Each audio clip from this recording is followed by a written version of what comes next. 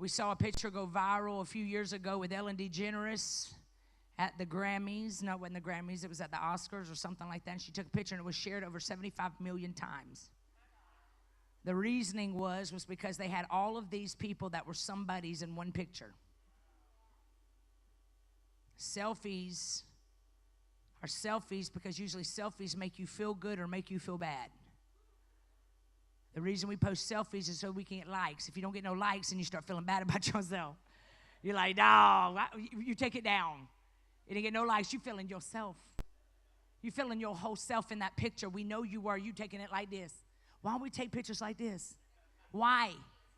Huh? It makes you skinny, but why? Because when we see you ain't skinty. Y'all like this. When you walk in, I'm like, who is you? I literally stopped taking pictures. Now, y'all don't stop taking pictures. Y'all ain't going to be taking pictures this week because y'all going to be like, Pastor Kim, look at that. I am not. I love me some filters. Look, I love me a baby doll filter that makes me look 12. I just love it. All right, I love it. But here's the point. When you've got to take a selfie with a filter because you don't like you is where the problem comes in. When you got to take a picture up here because you feel like you fat. And then when we see you, we like, you fat. You fat. Mimi is 74. She is so funny now. She will literally see somebody in public and say, is that same girl? Kim, is that girl that was online? She don't look nothing like. I'm like, Mimi. Inside voice, Mimi. She like, girl. If she died and they tried to claim her off her Facebook post, she gonna die. She is not the same person. I want to title this today, Identity Crisis. Say identity crisis. This whole series, you are not going to want to miss it because I'm going to give you clarity into who God created you to be. We're going to go back to who God say, I am chosen. I am called. I am special. I am VIP. Identity crisis is a period of uncertainty and confusion in which a person's sense of identity becomes insecure. Typically due to change in their expected aims or role in society. A lot of times, insecurity comes from you falling in love with the wrong person.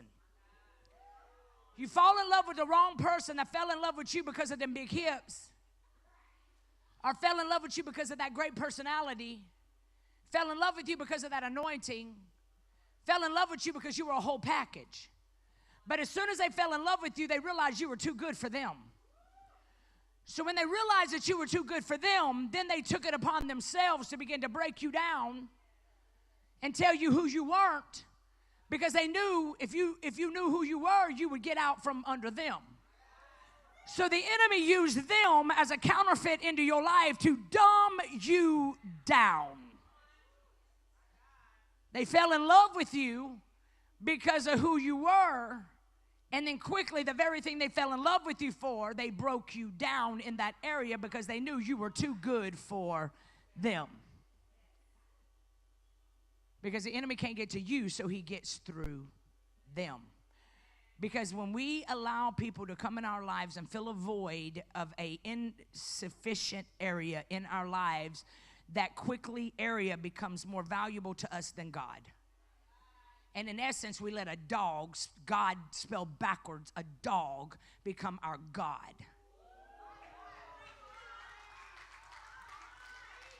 You see what I did there, right? And then you get two broken individuals bleeding on each other, and you trauma bond, and then y'all go through life trauma bonding and act like trauma bond's a gift. And so you're trying to fix people that don't want to be fixed, breaking yourself. Listen, I've been in a relationship with somebody that did not deserve me. The enemy will literally use people to stop you from your destiny, and that's the quickest way he does that. Even your parents. If your parents were not comfortable in your gift, maybe they never got the deserving gift or accolades that you get. And then you don't understand why they can't praise you or congratulate you. And every time you go somewhere and get a reward, they tell you how it ain't good. It's because they never got it. And so we go through life getting stuck in these places and get an identity crisis off of someone that is not meaning any harm. So you can have people that meant harm, and then you can have people that didn't mean harm. But it is your job to figure it out so that you don't allow it to get you stuck in a season and allow a season to define your lifetime. Because life has a way of teaching you some lessons that you weren't going to learn unless you went through it. You remember when you used to be nice? You remember when you used to be nice? Everybody liked you. Now everywhere you go, you think everybody's after something. Why they being nice to me? What do they want from me? It's all a ploy from the enemy because God uses relationships. One will put 1,000 to flight, two will put 10,000 to flight. You were never created to do life alone. God always uses relationships. He brings someone in your life to elevate you to another level. He always uses relationships. He will send someone in your life to take you where he needs you to go. But if you already, I ain't got no friends, because you ain't no friend. Why? Because someone you trusted in your life as a mother or a father or a spouse broke you in a way that now you have dumbed yourself down, and I'm using that in a very kind way.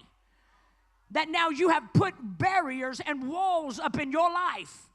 And it is a law of draw. You will find yourself listening to these people that are the ones that are feeding into your identity crisis. You ever notice how hard it is to break away from somebody that is poison? Poison. They're kryptonite. You still stalking them on Facebook. Now they're someone else's victim. Because they only move victims. But because you were so addicted to this, because it was at least attention, at least they were feeding into something in me instead of me feeling invisible. I want to go to Ruth 1. Say Ruth 1. When I was in kindergarten, I was diagnosed special ed. How in the world in kindergarten can they tell me that I have a learning disability problem? But because the enemy knew that I was going to write all these books that when I died, they're going to still be alive and was going to set people free, the enemy wanted me to feel stupid so that I would never write books. So he labeled me in school from teachers that did a test on me in kindergarten that said I was special ed. I was slow. It followed me all the way through my school years. I realized that about 8 years old, my parents were pastors, and we'd go eat at Shoney's Big Boy every Sunday night. And I would take this little silk pink jewelry bag, and I would stuff it full of suckers. And I would take those suckers to school on Monday and sell them for 25 cents each. I banked. And I quickly started realizing, because there was an anointing on my life, that what the devil meant for evil, God, I'm going to shift this thing. So I quickly started realizing I might not be the smartest tool in the tool shed, but I'm brilliant in making it street smarts. So somewhere in my life, I started realizing that I could make it in street smarts even if I couldn't make it in education. But somewhere in my life, I had a meeting up of special ed and street smarts where the enemy began to tell me through spouses, you ain't all that. People don't like you. They only in this relationship because of me. You can't preach. Nobody likes you. You ain't all that. You're dumb.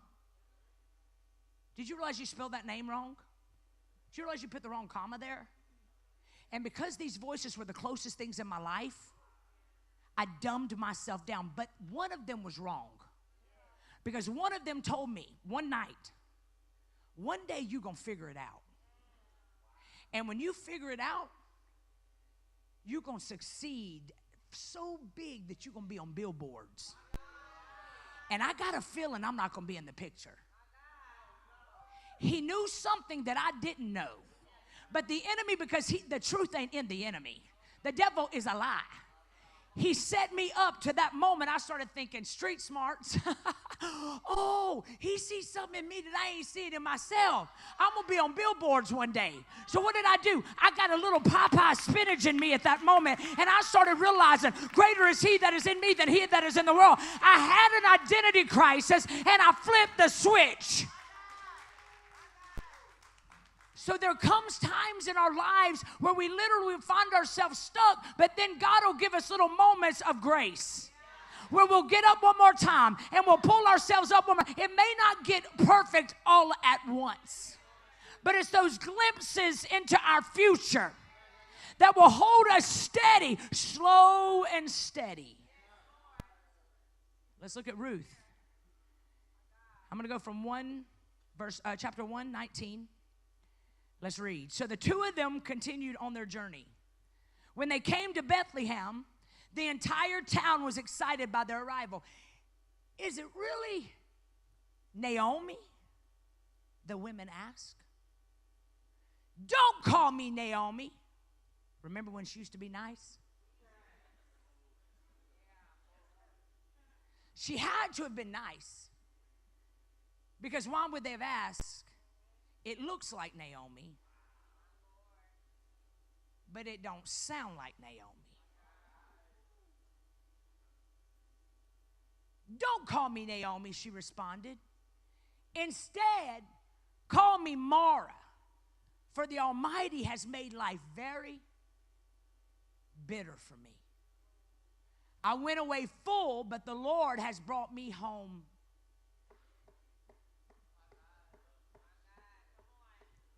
What I thought my life was going to look like, my life doesn't look like that. And so because I had an idea of what I thought my life was going to look like, now that my life doesn't look like this, now my insides are doing a work on the inside of me, and I find myself so bitter that I have changed my name from Kim to Kim. I have changed my name from Naomi to Mara. I've gone from Naomi, which meant joy, to Mara, which means bitter. Because if God can't even do a work for me, then who am I to get myself out of this place? I would rather sit in this place of brokenness because I went away full, but the Lord has brought me back empty. Why call me Naomi when the Lord has caused me to suffer and the Almighty has sent such tragedy upon me? First thing we see here in this text is she went through conflict, which caused her to have an identity crisis. Conflict is a prolonged stint of struggle. As I was studying this sermon, this morning I'm digging because I get my notes together on Sunday morning. I pull it all together. I've all week kind of surfed the story that I feel God's laid on my heart. And then Sunday I start putting it all together and meshing it together. And I was like, I wonder how Naomi got to this place. And as I was looking, it appears that she was created to be a mom. Proverbs 31. Her main goal in life was to be an incredible wife. Probably didn't have much of an opinion or asked, babe, what do you think if we move? Instead, she was probably told, we moving, pack the house. So she didn't probably have a voice because I couldn't find it. And her sons were her identity. They end up moving, and after they get moved, her husband, that was her job title, her resume read, his wife dies. Everything that I live for is gone. He never asked me if we wanted to move in the first place. So he moves me from what I'm comfortable. Now we're here, and now he's going to die on me. So now I'm mad at him for dying, and I'm mad at God because he let him die. And all I got left is my two sons. 10 years later, her two sons die. I don't know about you, But I've been at a place where I roll down my door at my house like a movie, where my hair is flying down the door and I'm just dripping down the door like ugly crying. The joints in my fingers are aching because of the pain that I'm enduring from heartbreak. That is probably what Naomi was feeling at this moment when she changed her name to Mara. She was saying, I don't even want to live. I have an identity crisis, and I don't even know what I want to be called anymore. Because nobody is fighting for me now, and I have no reason to live. When we hold on to conflict, and we hold on to tough pains in life, mommy issues, daddy issues, spouse issues, betrayal, and we live for a validation of someone that was never on our level anyway. Sometimes you got to let people go back to what they are used to. You were already on another level, baby. Instead of trying to give CPR to dead situations, you got to go, let it go, let it go. You got to get you some suckers and put them in your bag. And you got to go to school, and you got to put a price tag on yourself, and not just put a price tag on yourself. You got to add some sales tax.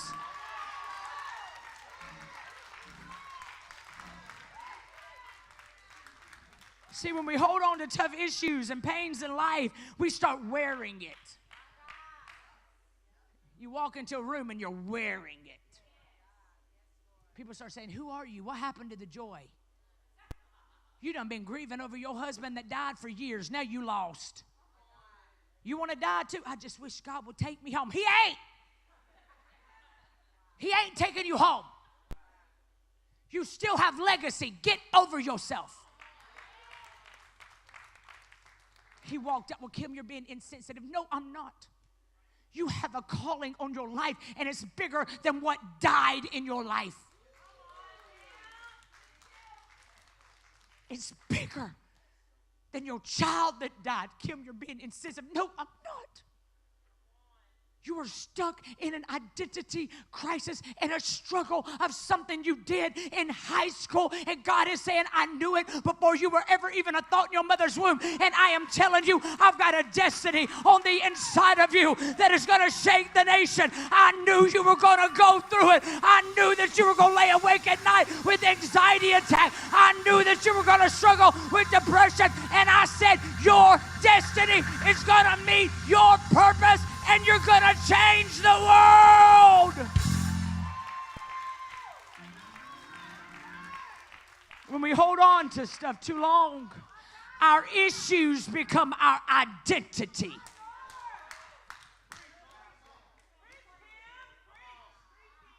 Our issues, preach, Kim! Our issues become our identity, and our mess becomes our mindset. Our pain becomes our perspective.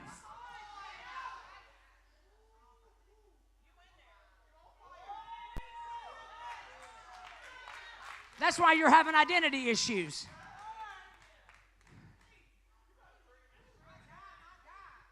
That's why you were molested as a child. Because the devil knew you had a destiny. That's why you went through a few divorces. That's why you went through some things, and now you're offended at everything. You look for ways to be offended. Everybody gets under your skin. You walk around making your joy someone else's job.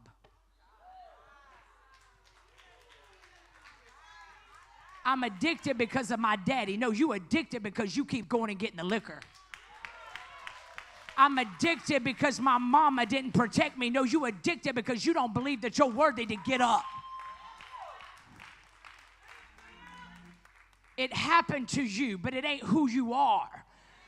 The world and society has a way of putting a label on you, but God has a way of saying you are redeemed, you are chosen, you are not what you've gone through. Your identity is in me. The same power that raised Jesus from the dead lives on the inside of you. Greater is he that is in you than he that is in the world. You are not what you've done. You are what you've overcome. You are more than a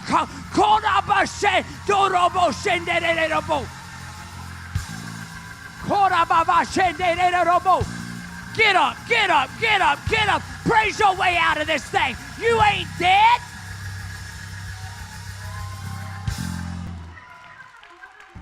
Woo.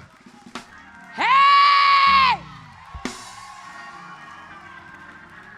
Sometimes you just got to let out a moan. Hey! Sometimes you just got to let out a roar. Hey!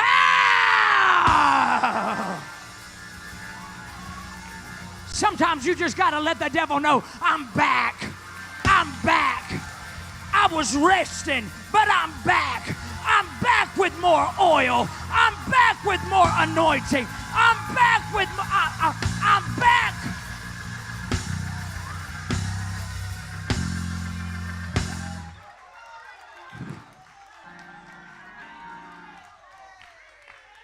God didn't change your name. You changed your name.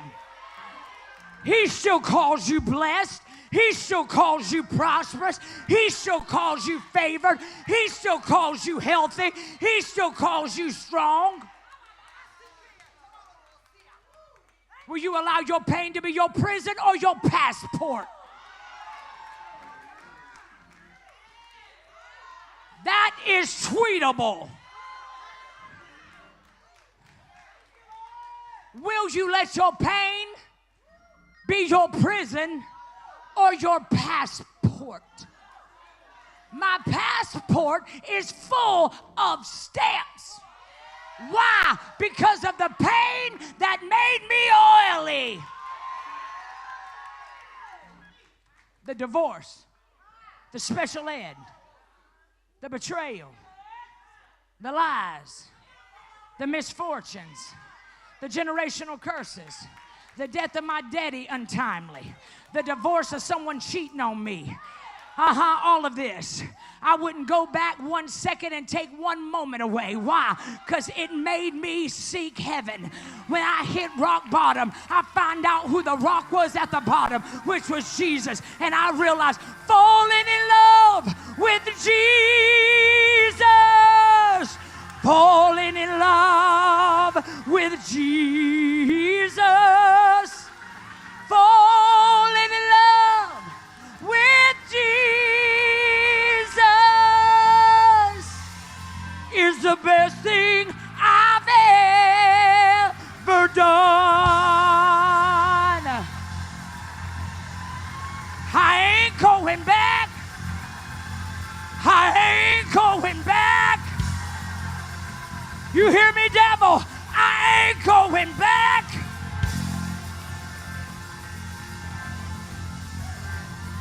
There ain't nothing in my feelings. Here.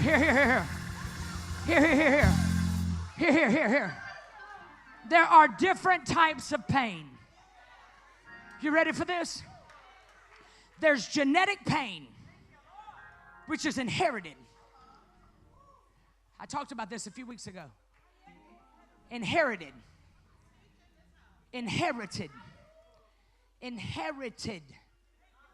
It's stuff your daddy does.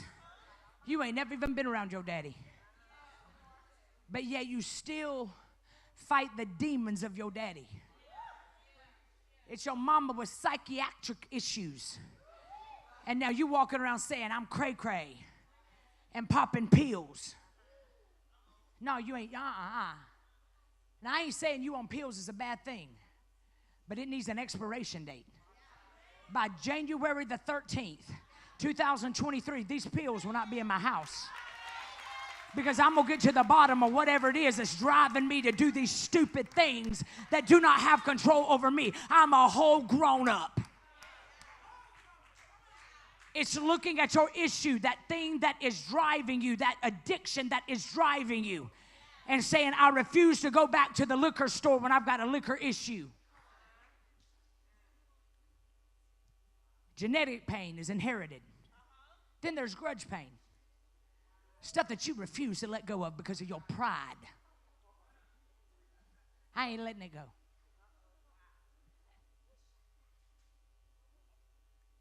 Everybody needs to be listening to me right now. Because this is freedom. Genetic pain is inherited. Grudge pains is something you hold on to because of your self-righteousness. I refuse to let go of it because of the pain they caused me. So I'm going to walk around with a bee in my pocket and letting the bee sting me 1,000,000 times. I'm going to walk around drinking kryptonite, hoping the other person dies. The person that was not even worth being in my life. So God so wonderfully moved them out of my life. Even though it broke my heart, it saved my soul. Sometimes God will break your spirit to save your soul. And you are holding on to a grudge that saved your soul. Then there's group pain. Group pain is where y'all all sit around together and collaborate on why you deserve to hurt.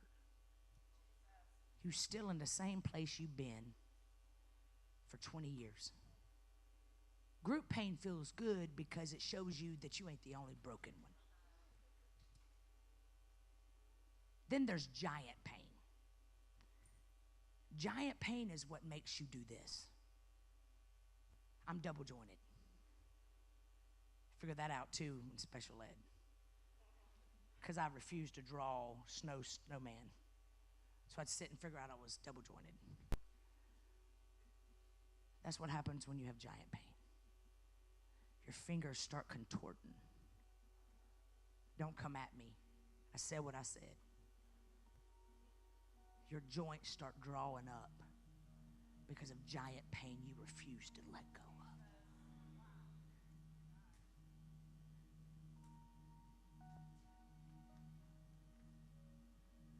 Fibroids, cancer, arthritis, dementia.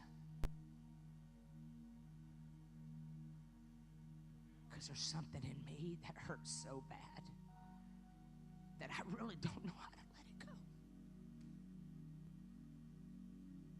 I don't even know where to start. That daddy beating the heck out of me because I couldn't quit wetting my bed and made me wet my bed more. That daddy that molested me. That husband that said he'd have my back and cheated on me 1,000,000 times. That daddy that he said he wanted kids with me. And now he won't even pay child support. And he's raising somebody else's kids. That mama that was so doggone dysfunctional. That she laid in her bed every day grieving over my little brother that died. It wasn't there for me and my brothers and sisters, and I had to use my whole childhood and teenage years raising a child because she couldn't get it together. That ex that walked out and cheated and still won't leave me alone.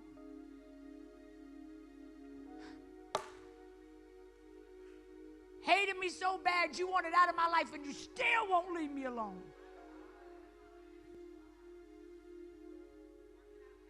Giant pain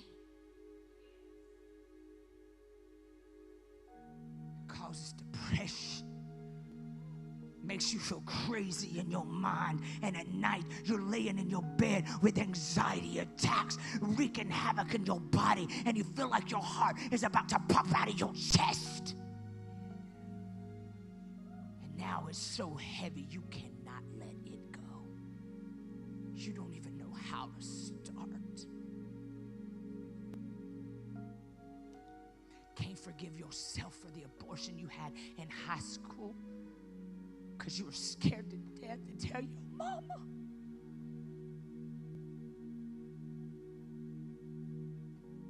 And now God's got a call of God on your life and you can't even use it because you're still back there.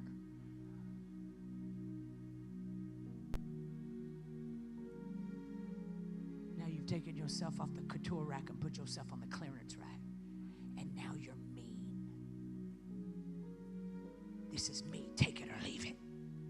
And everybody is leaving it. Because you won't leave the pain. And now you have an identity crisis. But I came into Limitless today. I came online today. You may be watching this 12 years from now. It is just for you. God is saying, awaken. They walked out on you, but I walked in on you.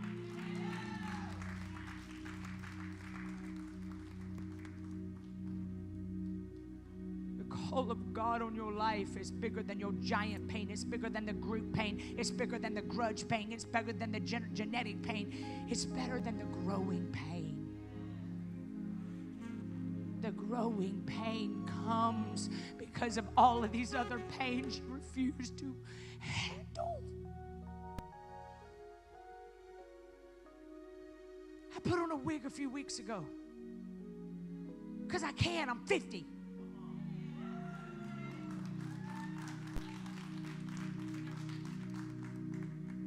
And I started looking at all the comments and people were like, girl, you're so beautiful. And my head started playing tricks on me. So I went beautiful the other way. And I heard the Lord say, this is where identity crisis comes in. You don't wear the wig because you hated yourself with short hair. You wore the wig because you can.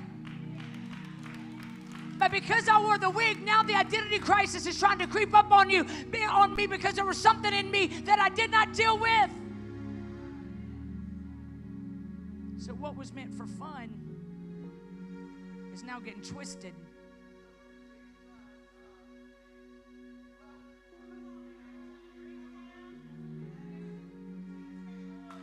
Because I didn't deal with it over here. And instead of me running from it like I used to run from it, now I go sit in it. I put the wig on its stand for a few weeks. And I get intentional about why did I let that happen? And I began to pray, God, show me the areas on the inside of me that are making me Mara. Because if I don't learn who I am, I will change in every atmosphere that He's taken me into. You cannot sell yourself when God begins to open doors in your life. You cannot begin to sell yourself. Remember, they fell in love with who you are. Now, stop changing yourself for who you need to be because you're trying to fix.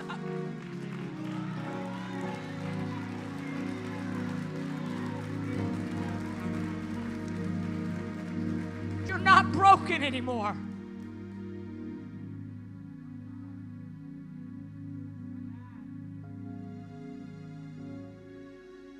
Church folk has done a terrible job at teaching us how to shout over our darkness. The louder I shout, the louder I dance, the louder I fake it. The thing I love about Naomi is she was honest with herself. But see, that makes church people uncomfortable. Why is she crying like that? Because she hurt.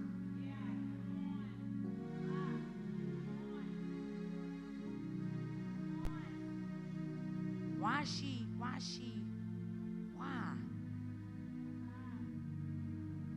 My son said something so anointed a while ago in the office. He had a friend that took his life. And he said, you know what? We always walk around and say things like, if they talk about it, they won't do it. He said, but what I discovered is the ones that talk about it that do it. But society has a way of filtering things so that we act like, oh, they just want attention. How about we get to a point where we heal in such a way that we can identify with other people,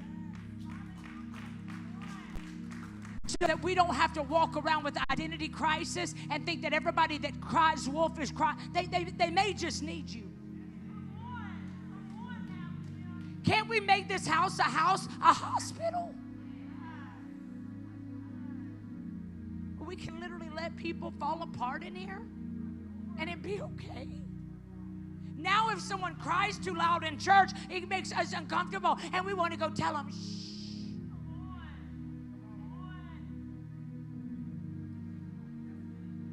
We don't even have tissue laid around the church now because, oh, you know.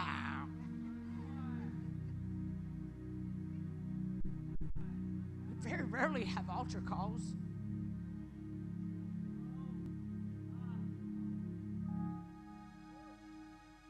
And we're all walking around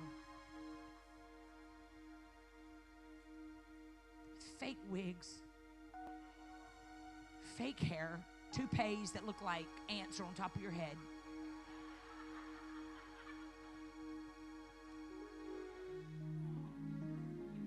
Spanx.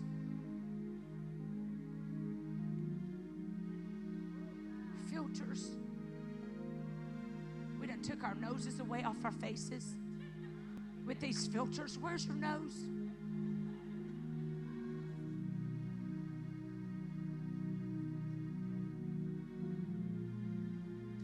Walking around putting our highlight reels up, and we've lost who God created us to be.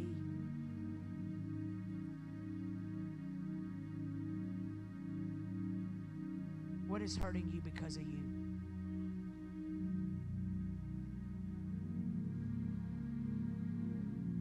What are you going to do about it?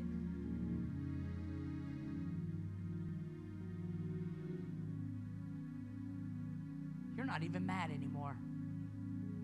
You can't even remember the details. You just know how it made you feel because you can't let go of your pride. You stuck. What are you going to do about this identity crisis? The most beautiful gift I ever gave myself was falling in love with Kim.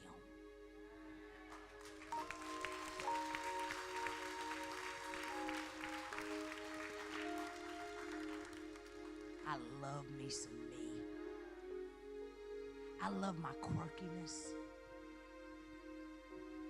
I love how I'll be walking down the airport and just out of the blue be like, I love how I'll be in my house by myself and just start dancing. I love how I can jerk myself out of a bad mood. I love me. I love how great of a pastor I've become. I love that I'm a great friend. I love that what you see is what you get. I love that I don't get offended at nothing. I love that when people leave my church, I'm like, you want to go to lunch next week? I love that I will sit by the hater that I know is talking about me. I love that I can sit with Judases and be like, I know you just hurting. I love it because I spent a whole lot of my life being mad at stuff and running from stuff that wasn't even chasing me.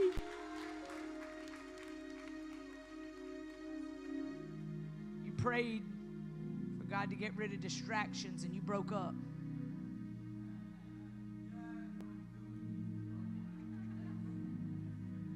God, get rid of the toxic situation in my life, and y'all broke up. Now you're mad.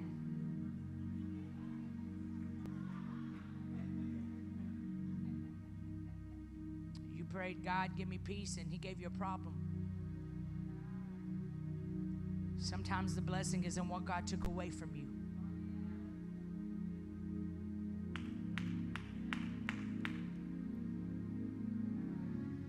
Pain changes you. But it can also change you to be the best you on the planet. Do you know what a scar is? A scar is proof you made it through.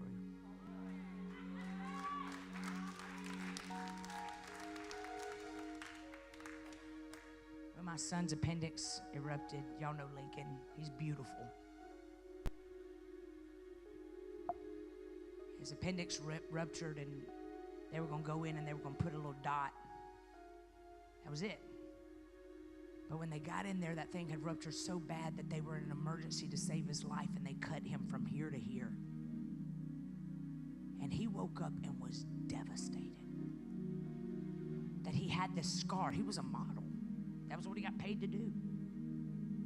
And he said, one moment has shifted my trajectory. And I watched that boy lay in that hospital bed for 5 days and quit fighting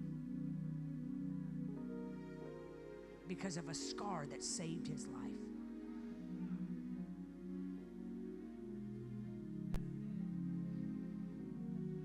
And I raised both of my boys this way. Have a meltdown, then we're going to get up. It's okay to cry. 7 days is the limit. He pushed it to 6. Because there's no reason to cry over this. It's not going nowhere. Get up. Finally, on day 6, he said, well, I guess I'll go get me a tattoo of a zipper.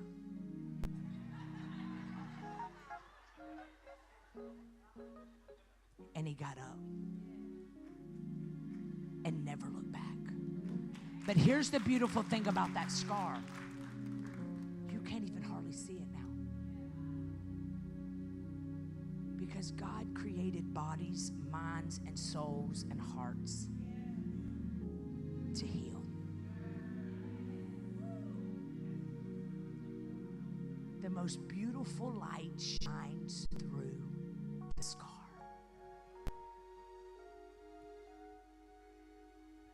I've been a Naomi. I'd be holding on to mess. I preached my life more times than I can remember. I'd be holding on to grudges. I'll call Val and vent for an hour. You got to have you a person that'll eventually be like, all right, you done? We moving on now? Because I don't get 7 days, I get an hour.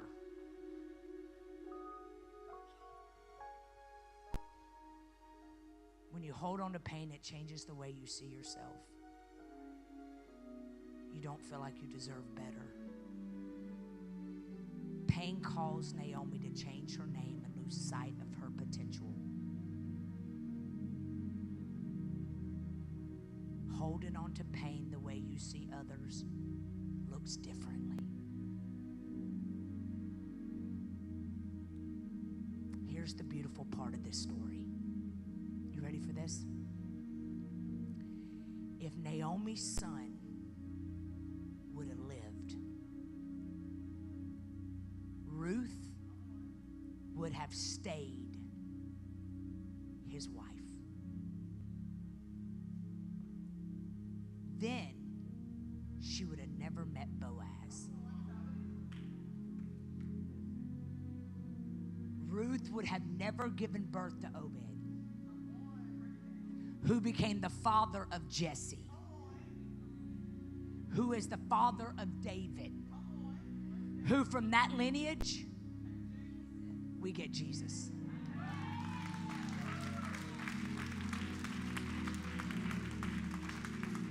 If I would have never walked through my divorce, you would have never got Pastor Kim. If I would have never walked through that betrayal, you would have never got beautifully broken, is where God does his best work. Stand on your feet and give God a praise for that thing that you thought you weren't going to be able to make it through. I dare you right now to flip the script. You thought when the curtain closed, the production was over, but I hear the Lord saying, I had to close the curtain in order to set up for the next scene. I can't hear you. I can't hear you. I can't hear you.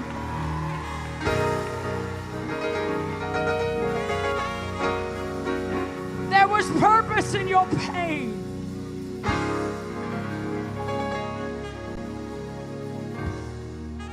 Hurt people hurt people.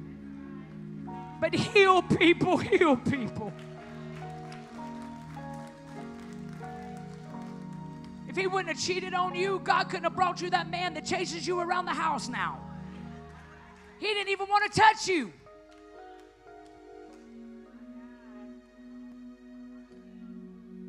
If you wouldn't have lost that baby, you wouldn't have been having a whole ministry talking to women with infertility. If you wouldn't have struggled with addiction, wouldn't nobody be listening to you about getting free?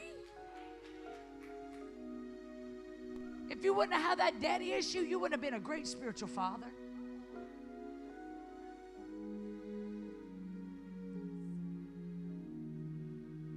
If you used to not be messy as all get out, you could not identify with broken people. Now when you see a loudmouth, chunky butt, you like, girl, I used to be you. Come sit on my lap.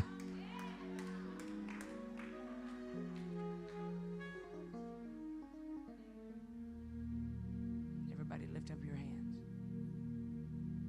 Father, forgive me for losing myself.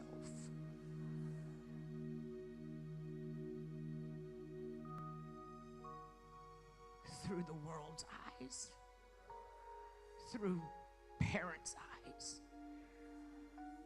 through love interest eyes. Forgive me for needing validation from people other than you. Father, I give you permission to heal me from the top of my head to the soles of my feet. Heal my heart. Heal my mind. Give me spiritual amnesia from things that broke me.